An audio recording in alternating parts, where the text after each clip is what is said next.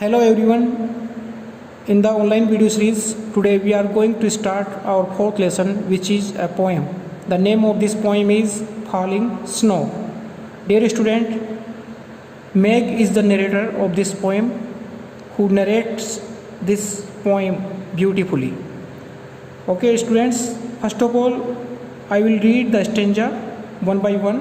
After then I will translate into Hindi. Okay, listen me carefully.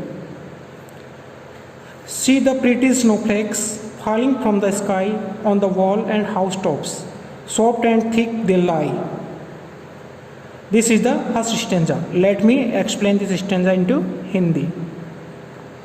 मैं कहती है देखो बहुत प्रीटी मीन्स ब्यूटीफुल. स्नोफ्लेक्स होते हैं बर्फ के छोटे छोटे फ्लेक्स. इन खूबसूरत स्नोफ्लेक्स को देखो जो आकाश से गिर रहे हैं. कहाँ पे गिर रहे हैं? On the wall and house tops, जो दीवारों पे गिर रहे हैं, घर की छत के ऊपर गिर रहे हैं. और वो कैसे दिखाई दे रहे हैं? सॉफ्ट एंड थिक दे लाई. और गिरे हुए बर्फ स्नोफ्लेक्स, बर्फ के छोटे छोटे टुकड़े कैसे लग रहे हैं? वो बहुत ही सॉफ्ट हैं और बहुत ही मजबूत दिखाई दे रहे हैं और वो बहुत ही खूबसूरत दिखाई दे रहे हैं. In the next stanza, on the window ledge on the branches bare now how fast they gather filling all at the air. On the window ledge, उसके बाद स्नोफ्लेक्स कहाँ गिरते हैं? ऑन द विंडो लेज, खिड़की के ऊपर जो बाहर निकला हुआ हिस्सा होता है उसके ऊपर वो बर्फ़ गिरती है.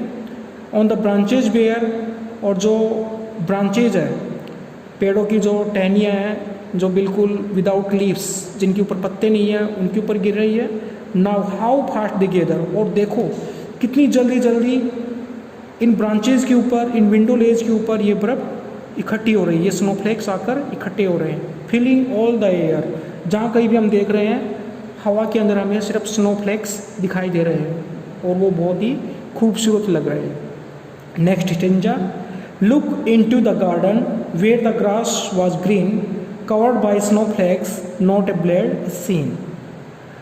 मेघ कहती है देखो, अब गार्डन को देखो जहाँ पर हर जगह हरी घास होती है, लेकिन अब वो ग्रीन ग्रास स्नोफ्लेक्स से कवर हो चुकी है.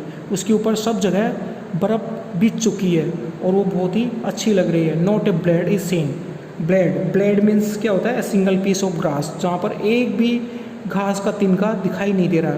मतलब पूरा गार्डन जिसमें ग्रीन ग्रास थी वो पूरा कवर्ड हो चुका है. किससे? स्नोफ्लेक्स से. Last stanza, now the bare black bushes all look soft and white like the cuddly little snowman. Oh what a pretty sight. अब मेघ कहती है अब आप बेयर ब्लैक बुशेस को देखो, उन काले रंग की झाड़ियों को देखो जिनके ऊपर एक भी लीव्स नहीं है, पत्ती नहीं है. वो स्नोफ्लेक्स से कवर्ड हो चुकी है और वो बिल्कुल सॉफ्ट दिखाई दे रही है, बहुत ही मुलायम दिखाई देती है और बहुत ही वाइट दिखाई दे रही है.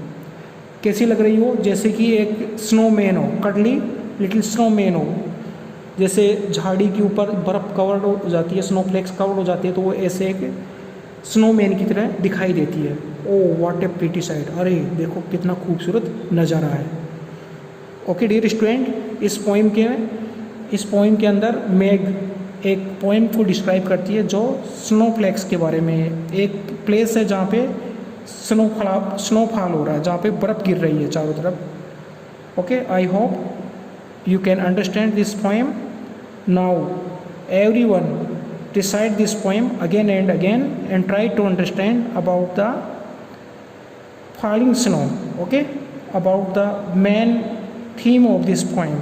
Okay, in the next video I will send you the solution of the exercise. Okay, thank you, have a nice day.